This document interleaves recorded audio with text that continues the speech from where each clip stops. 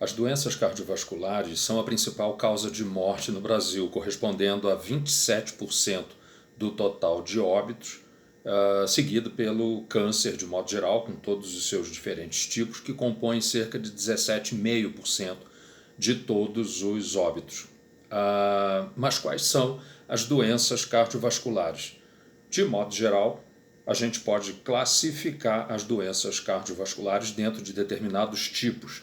Existe então a doença arterial coronariana, que engloba a angina, o infarto do miocárdio, arritmias cardíacas, insuficiência cardíaca e também a morte súbita cardíaca. Existe a doença arterial obstrutiva periférica ou de membros inferiores, o acidente vascular cerebral isquêmico ou hemorrágico e a microangiopatia cerebral e a demência vascular. Essas são os principais grupos de doença cardiovascular. Existem outras. Para todas essas doenças cardiovasculares existe um mecanismo comum, que é a formação da placa de ateroma, que popularmente é chamada de placa de gordura nos vasos sanguíneos, e na verdade não é tão simples assim. Não é um depósito de gordura na parede de um vaso, como se fosse um depósito de gordura num tubo, numa tubulação, por exemplo. Na verdade, a formação das placas de ateroma é um processo complexo que envolve uma escala de tempo relativamente longo e é formado através de diversas etapas. Então, o fator mais importante da formação das placas de ateroma é o colesterol elevado. E mais especificamente, o colesterol elevado no sangue, ou aquele que é dito colesterol ruim, que é uma fração das partículas através das quais o colesterol circula no sangue, que é chamada de LDL. Então, LDL é o dito colesterol ruim. Existe uma outra maneira de transportar o colesterol no sangue que não está relacionado com o desenvolvimento das placas de ateroma e com o risco de doença cardiovascular, que é o chamado HDL, ou dito colesterol bom. Esse, quanto mais elevado, melhor. Mas o colesterol LDL, que é o dito colesterol ruim, está associado com o aumento do risco das doenças cardiovasculares. E, mais especificamente, é o LDL que está oxidado. E existem várias situações que podem contribuir para a oxidação das partículas de colesterol transportadas na forma de LDL. Uma delas, por exemplo, é o tabagismo. Bom, mas então o processo começa com as partículas de LDL circulando no sangue. Todos nós temos colesterol LDL, uns mais, outros menos, em função do padrão alimentar, já que o colesterol é uma substância produzida apenas no tecido dos animais. Então, o nosso corpo fabrica colesterol, mas quem ingere alimentos de origem animal também acaba ingerindo colesterol. Então, o colesterol dos alimentos se junta com o colesterol produzido no nosso corpo para formar, então, o total de colesterol que circula no sangue. Numa pessoa que é vegana, por exemplo, que não ingere alimentos de origem animal, ela tem também colesterol LDL. Mas, de modo geral, os níveis são bem mais baixos do que as pessoas que ingerem regularmente alimentos de origem animal que contêm colesterol. Bom, então, as partículas de LDL que transportam o colesterol, e que é o dito colesterol ruim, circulam no sangue e elas podem aderir nas células que formam a parede dos vasos sanguíneos. Ao aderir à superfície dessas células, que são chamadas células endoteliais, e que elas teriam um aspecto como se fosse de um conjunto de azulejos que são justapostos um ao lado do outro e achatados na parede de um túnel. Então, entendendo isso como sendo o tubo que forma o vaso sanguíneo, por dentro ele é revestido por células endoteliais achatadas que formam um revestimento contínuo, sem deixar praticamente nenhum espaço entre elas. O colesterol LDL tem a capacidade de aderir à superfície dessas células e desencadeia nessas células um sinal que é uma resposta inflamatória que consta da produção e liberação da corrente sanguínea de substâncias que vão atrair células do sistema de defesa do sistema imunológico para esse local da inflamação. O colesterol LDL que está oxidado tem uma capacidade muito maior de aderir à superfície das células endoteliais, que formam o revestimento interno do vaso sanguíneo arterial, e com isso, então, aumenta muito a chance do colesterol se ligar e, então, atrair células inflamatórias para aquele local. A partir daí, com essas células inflamatórias chegando naquele local, elas vão atravessar essa camada mais interna da superfície interna do vaso, vão se colocar ali por trás dessas células e vão tentar engolir, englobar essas partículas de LDL que ficaram aderidas na superfície interna do vaso sanguíneo, nas células endoteliais. Essas células que recebem o nome de macrófagos, elas conseguem englobar as partículas de colesterol ruim, o LDL, mas elas não conseguem destruir essas partículas. Elas vão ficando cheias de partículas de LDL e com isso elas adquirem um aspecto que parece de uma esponja vista ao microscópio. E por isso, então, essas células são chamadas de células esponjosas ou células em esponja, porque tem esse aspecto. Elas ficam, então, cheias de partículas de colesterol lá dentro, não conseguem destruir esse colesterol, mas elas se tornam também ativadas nesse processo de inflamação. Então, os macrófagos ou células espumosas, elas começam a produzir uma quantidade maior, uma variedade muito grande de substâncias que aumentam a inflamação na parede do vaso.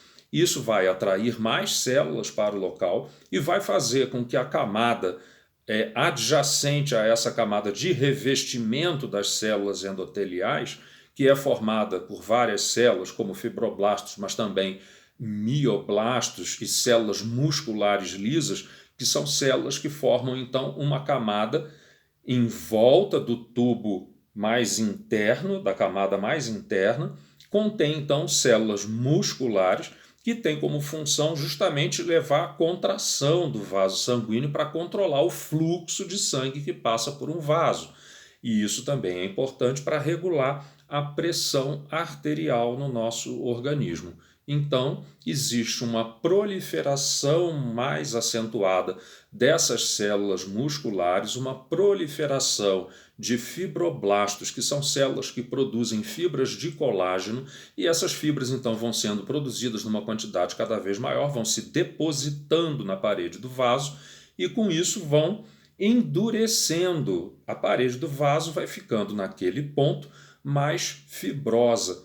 E então ela vai perdendo a elasticidade, a capacidade de dilatar quando o pulso de sangue passa e de regredir quando o fluxo de sangue termina de passar. Então, a elasticidade da parede do vaso sanguíneo arterial vai sendo prejudicada pela formação das placas de ateroma. Um outro evento que acontece desde o início da formação da placa é a deposição de cálcio na parede do vaso sanguíneo. E isso tem uma importância muito grande, porque esse cálcio depositado na parede das artérias funciona, agora a gente já sabe, como um fator de risco importantíssimo para eventos de maior gravidade no futuro. E é por isso que se mede hoje, através de um exame específico de tomografia das artérias coronárias, o score de cálcio, ou seja, uma pontuação que é dada através da análise computadorizada da tomografia para a quantidade de cálcio que existe nas artérias do coração, as artérias coronárias. Quanto maior é a quantidade de cálcio depositado na parede das artérias do coração, maior é o risco da pessoa desenvolver infarto e outros eventos importantes, porque embora o exame seja feito nas artérias do coração, nas artérias coronárias, é o risco para todas as doenças cardiovasculares. Então, uma pessoa que tem um score de cálcio elevado na artéria coronária, ela tem aumento do risco de desenvolver todas as doenças cardiovasculares, inclusive AVC, por exemplo. Então, Esse processo todo envolve vários tipos de célula, é um processo que vai acontecendo ao longo de um tempo razoável, mas que está por trás de todas as doenças cardiovasculares principais. E a gente tem, então, no colesterol LDL, que é o chamado colesterol ruim, um fator de risco mais importante para a formação dessas placas. Essas placas vão evoluindo, elas podem se tornar cada vez mais protuberantes para dentro do tubo, da luz do tubo do vaso sanguíneo, da artéria, formando então uma protuberância e o sangue, ao passar por ali, sofre um turbilhonamento. A parede do vaso sanguíneo normalmente é muito lisa e o fluxo de sangue ele é laminar, ele não tem turbilhonamento. São fluxos com velocidades praticamente iguais, existem transições muito discretas da velocidade de fluxo em comparação com a distância da parede do vaso, mas de modo geral não existe turbilhonamento no fluxo de sangue dentro das artérias. Quando a placa vai crescendo e se projeta para dentro do vaso sanguíneo, forma-se então esse turbilhonamento, e esse turbilhonamento pode fazer com que haja ativação de plaquetas que estão envolvidas no processo, que são estruturas do sangue, que estão envolvidas no processo de formação de coágulos. Então, a formação das placas, que por si só já pode dificultar, obstruir o fluxo de sangue, ainda que parcialmente, mas essa obstrução pode ficar ainda pior quando se forma um coágulo por cima dessa placa. Às vezes o coágulo pode ter um volume maior, contribuindo então para aumentar o tamanho da obstrução, quer dizer, ele pode se formar em cima da placa, que já é protuberante para dentro do vaso, e aí com a formação do coágulo fica ainda um espaço menor para a passagem de sangue. Isso pode comprometer o órgão que está sendo irrigado por aquele vaso sanguíneo. Começa a faltar nutrientes, glicose, para o funcionamento normal daquele órgão, daquele tecido que está sendo afetado. Mas muitas das vezes esses coágulos eles se formam como se fosse um tapete por cima da placa e da mesma maneira que eles se formam, eles vão se fragmentando. Então vai se formando e vai se fragmentando em pedaços pequenos, microscópicos, que vão se soltando. Esses pedacinhos microscópicos vão seguir o fluxo de sangue e vão acabar se depositando nos vasos sanguíneos mais fininhos. À medida que a artéria vai caminhando, ela vai se dividindo e vai ficando cada vez mais estreita. Então chega um ponto que aqueles coágulozinhos, ainda que microscópicos, vão obstruir o fluxo de sangue. Com isso vai haver uma isquemia, uma falta de oxigenação e de nutrientes num tecido num determinado ponto. Quando essas placas se formam nos vasos sanguíneos do pescoço, esses pequenos coágulos vão, pelo fluxo de sangue, alcançar o cérebro e provocar pequenas áreas de morte do tecido cerebral, difusas de um modo geral por todo o cérebro e, mais especificamente, na substância branca, e isso recebe o nome de leucoaraiose. Como é uma doença dos pequenos vasos sanguíneos do cérebro, isso é chamado de microangiopatia cerebral. Todos os fatores de risco para a doença cardiovascular acabam afetando, então, o risco da formação das placas, da formação do coágulo por cima das placas e da formação de êmbolos, ou seja, de coágulos que se destacam daquele coágulo principal, que é o chamado trombo, e esse coágulo então vai migrando, seguindo o fluxo de sangue e acaba provocando lesão em algum outro local. Nas artérias coronárias que nutrem o músculo cardíaco, e são artérias de um calibre relativamente estreito em comparação com outras grandes artérias do corpo, existe um problema mais específico que diferencia todo esse processo numa fase mais avançada da formação da placa e que é o seguinte, de modo geral, nas artérias do coração, a placa pode sofrer um processo de ulceração, ela pode se romper. Isso porque no interior da placa se forma uma área de necrose, ou seja, aquele tecido ali acaba sendo destruído, dissolvido e a placa fica sendo limitada na parte que é voltada para a corrente sanguínea por uma camada muito fina de tecido fibroso. Esse tecido fibroso pode acabar se rompendo e aí então se expõe aquele tecido de necrose na parede do vaso que forma então um trombo, um coágulo importante. Como a artéria não é das mais calibrosas, a artéria coronária, ela pode então sofrer um processo agudo de obstrução. Então, isso diminui significativamente o fluxo de sangue num determinado momento e a pessoa, então, pode desenvolver um infarto ou uma arritmia mais grave, pode, inclusive, apresentar um quadro de morte súbita. Diferentemente do que se observa nas artérias coronárias, existe um mecanismo um pouco diferente quando essas placas se formam em outras áreas, em outras artérias do corpo, que é do chamado da doença arterial periférica. Então, nesses casos, que não são da artéria do coração, mas com mais frequência ocorrem nas artérias dos membros inferiores, o que acontece é que, de modo geral, não ocorre a ruptura da placa, mas a formação de coágulos pode acontecer mesmo sem a ruptura da placa, e esses coágulos tendem, de modo geral, a se soltar daquele ponto da formação da placa, do trombo, e acabar obstruindo um ponto mais distante na circulação do sangue. Então a pessoa pode ter a formação de uma placa quando o vaso ainda está mais calibroso, e ali se forma o coágulo, ele vai caminhando e vai obstruir a extremidade da artéria. Então a pessoa pode ter uma gangrena, por exemplo, nos pés ou nos dedos do pé, ou até uma gangrena em todo o pé, ou na parte distal dos membros inferiores, ou seja, na extremidade das pernas. E isso pode acontecer até quando as placas não são muito grandes.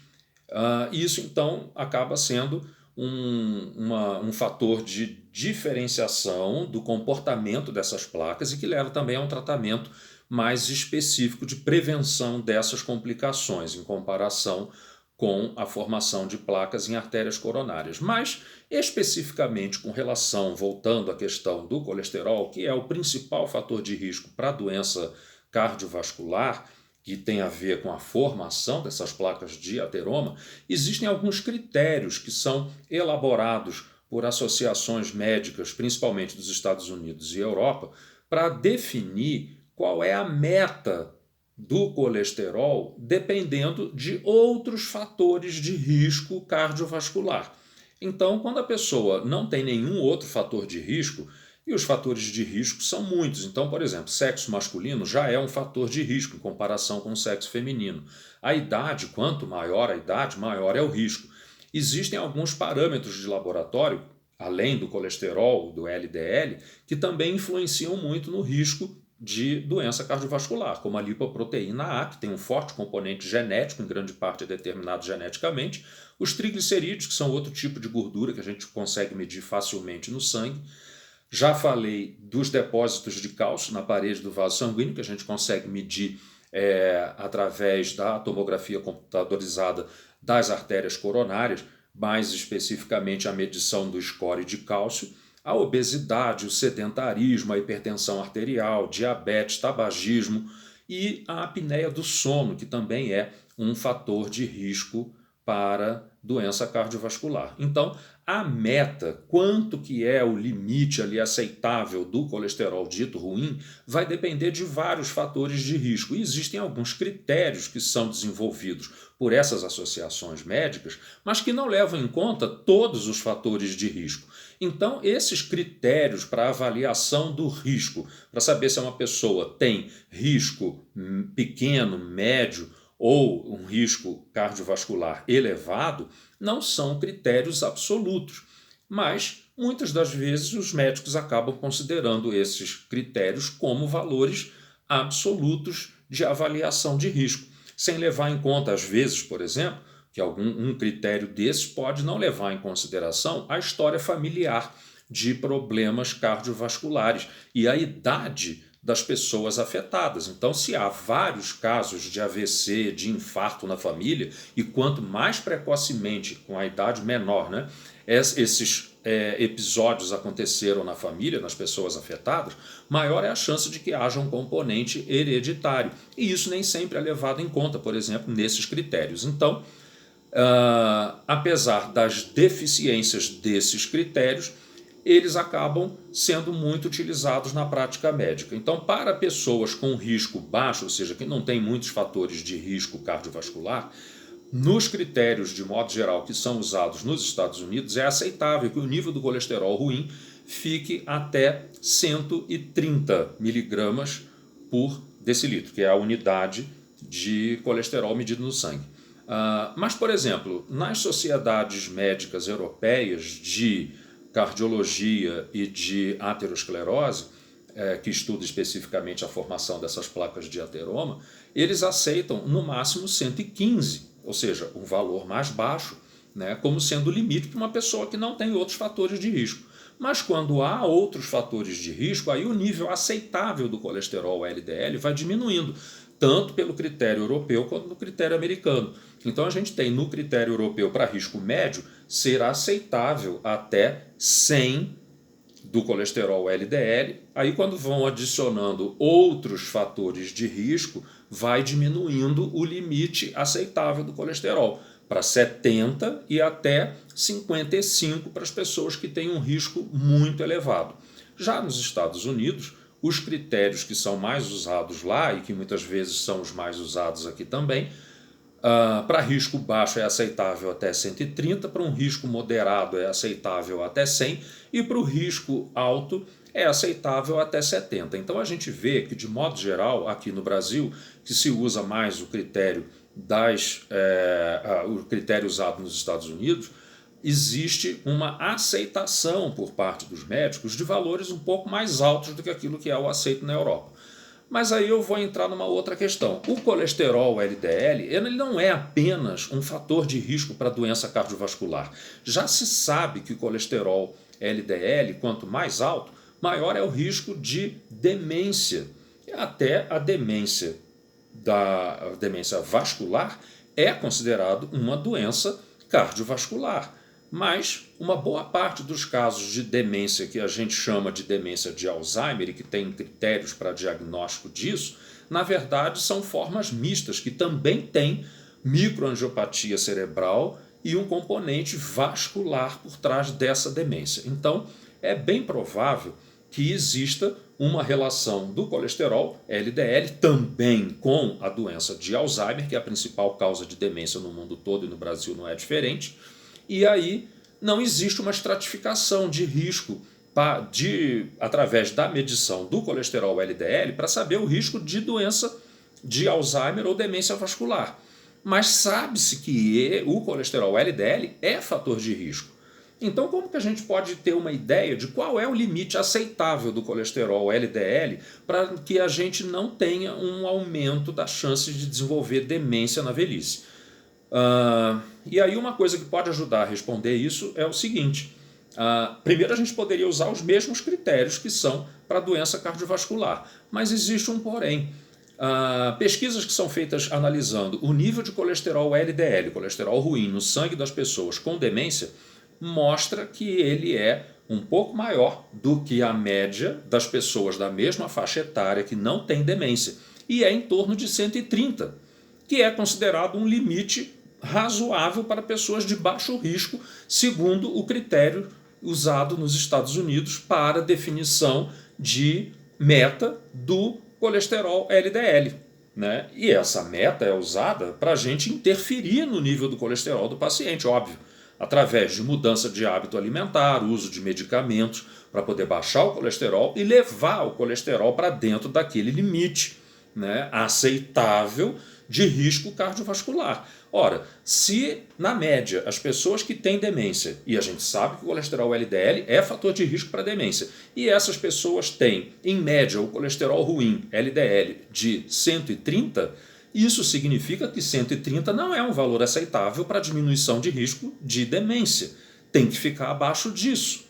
Então, por esses critérios, né, aquilo que é o padrão mais usado atualmente, vai diminuir o risco. Se a gente fizer o tratamento do paciente para o colesterol ficar abaixo de 130, a gente está diminuindo o risco dessa pessoa ter morte por doença cardiovascular, infarto, AVC, mas a gente não está diminuindo o risco da pessoa ter demência na velhice. Então ela vai escapar de morrer de doença cardiovascular e tem grande chance de acabar desenvolvendo demência numa idade mais avançada. Então é muito importante que os médicos estejam atentos a essas diferenças, entender que colesterol, principalmente o LDL, não é exclusivamente um fator de risco para a doença cardiovascular, para poder olhar para todos os componentes possíveis, né, que compõem risco, inclusive de demência naquela pessoa. Tanto dos fatores de risco cardiovascular, porque todos os fatores de risco para a doença cardiovascular também são fatores de risco para a demência. Mas também existe a história familiar de demência. E isso não se leva em conta nos fatores de risco para a doença cardiovascular. É preciso analisar cada caso para entender qual é a meta de colesterol aceitável, do limite do colesterol, para poder tratar o paciente de maneira adequada. Senão o que a gente vai ver é uma grande quantidade de pessoas que fazem exames várias vezes por ano, inclusive, e estão sempre com colesterol acima do ideal e nunca estão sendo tratadas de maneira adequada, né? Então, para que fique claro a importância de entender qual é a situação em que a gente precisa baixar os níveis de colesterol de uma pessoa. E isso inclui uma parte de orientação sobre a alimentação, quais são os alimentos mais ricos em colesterol, e também em gordura saturada, que é um tipo de gordura que aumenta a fabricação de colesterol no nosso fígado. Então esses alimentos devem ser evitados. Ao mesmo tempo, é necessário usar medicamentos e às vezes é preciso usar mais de um medicamento para ajudar a botar o colesterol LDL dentro daquele limite aceitável. Para aqueles que tiveram interesse em acompanhar até aqui, muito obrigado.